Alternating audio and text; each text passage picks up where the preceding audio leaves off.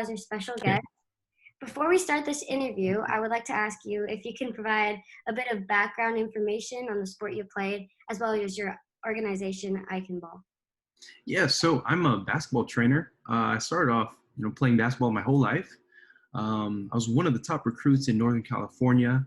And as a four-year varsity starter for my school in San Jose Valley Christian, I came down with two major injuries my sophomore year. Third game of the season, had an ACL tear, and then I had a cardiac arrest my junior year.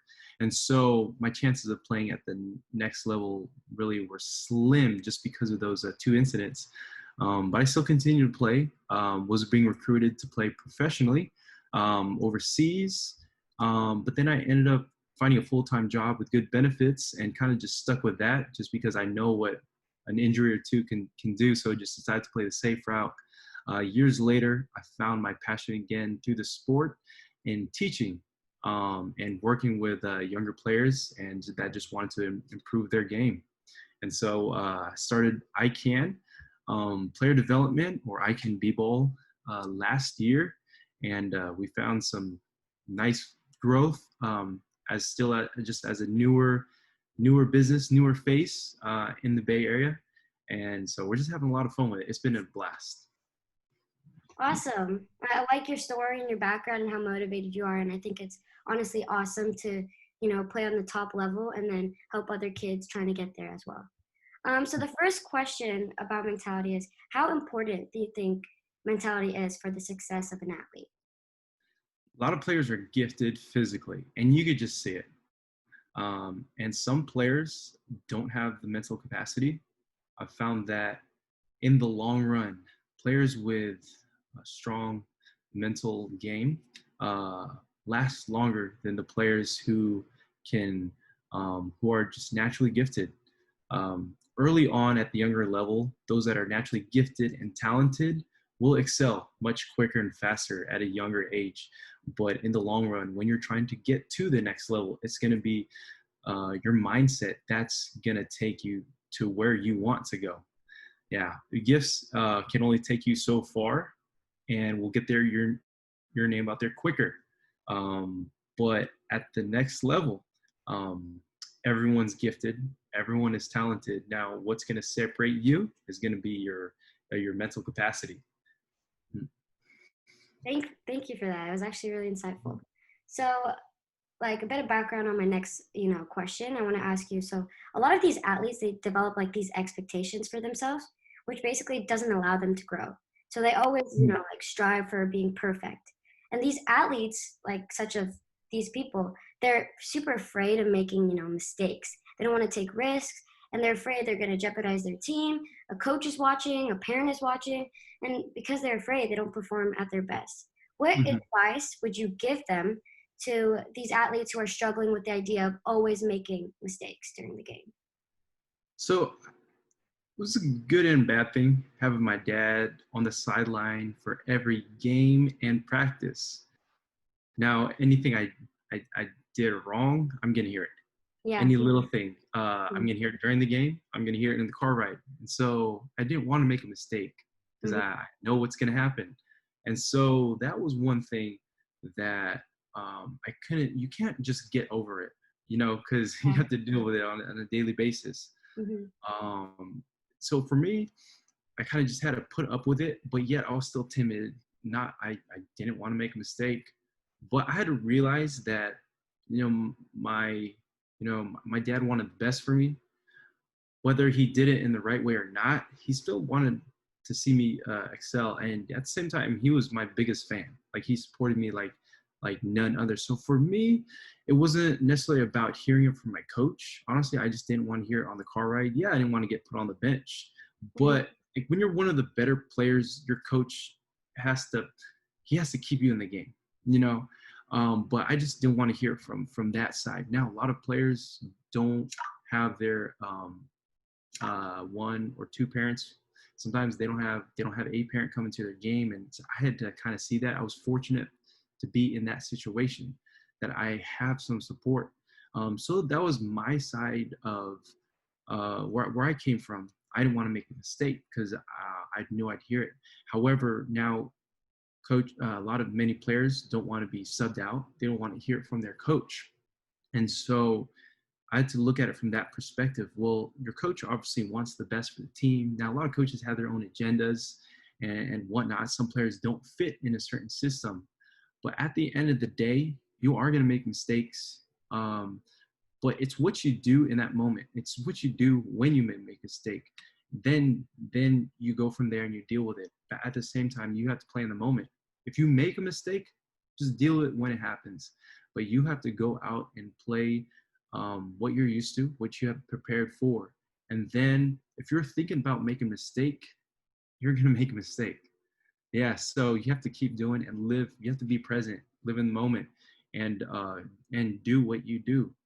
If you miss 5 in a row, you have to tell yourself the next 5 are going in. And so it's not necessarily thinking about making a mistake. I would say is be in the moment and deal with that mistake when it comes. So we never think about getting into an accident when driving, right? It's usually when the accident happens, then like, oh, what am I supposed to do? Exchange insurance. All right, who do I call? You never think about who to call when you get into an accident when you're driving. It's always in the moment where you're supposed to go at that time. And so it's almost, I would say it's just like driving a car. Just think about your destination, where you want to go. Do you get into an accident? You deal with it then. So. Honestly, I think one thing I want to take away from your advice was you said live in the moment. And I really like that because, as an athlete myself in the game, I just, I have so many things going through my head. But honestly, I should just, like you said, live in the moment and enjoy what I'm doing, as well as Mm-hmm. focus on what's ahead and not what's past is what's past. So Mm-hmm. I really like that. Thank you for that advice. Mm-hmm. Okay, so personally, I've struggled through a lot of mental roadblocks. One being my confidence. And like Mm-hmm. a lot of people on the field are like, like my mom sometimes, she would go show confidence and don't be afraid of making mistakes. But however, like through my individual experience, it's not really that easy to just, someone just says go show confidence and like, you just do Mm-hmm. it. So my question is, what are some things that youth athletes can do to better strengthen their confidence? So you can't do it if you've never done it. So half of your performance comes from your preparation that you put in, right? Performance is it's half mental and half preparation, right? So preparation comes from the work you put in, from the time in the gym, all the reps that you do, everything you do to take care of your body and part of your mind too. So you can't go out and expect to perform and hit maybe score a clutch goal if you've never thought about it, if you've never ran through that scenario in practice before on your own when no one's around. So half of performance is preparation, and the other half is the mentality part, kind of what you touched on earlier. And so preparation is huge. It's huge. If I were to hop on a video game right now against some really good players, I might think that I'm good, but I didn't spend as much time playing video games as they did. And so they spent hours and hours and hours, and I can't imagine the amount of hours that are stacked up against me. So I'm not going to have the confidence going in. I could have the cockiness, but I'm not going to have the confidence going into that match. So. Thank you for that connection. That made a lot of sense. So this kind of leads me to my next question. So you said, have that preparation. So kind of, involving with the idea of preparation before games, how can an athlete be mentally prepared before a game? Like what would you do before a game to, get that mindset that, I'm ready for the game? An hour before the game, you want to visualize what you're going to do, and be very specific in how you visualize going up and down the court or the field, where you're going to be at, the amount of times you're going to touch the ball. You have to be very, very clear in how you picture the game. You're literally walking through it step by step. Um, and so visualization is a huge key, especially at the professional level. They have a lot of like, I guess, psychiatrists and sports psychiatrists, a lot of doctors, and and commonality they have is essentially visualization. So about an hour before, you want to clearly walk through what you're going to do, and that's going to be key. I remember in the 8th grade, I struggled with my mental game. I showed up in practice. I was on a team. We were actually the best. We were the number one team in Northern California. We couldn't play our age group because we just walked right over our competition. We had to play as 8th graders against high schoolers and varsity teams. And quite frankly, we actually did really well. We won some varsity tournaments as 8th graders. Nice. But part of being part of that team, I would I would dominate in practice. There were a couple games I would show up. Some games I just won it.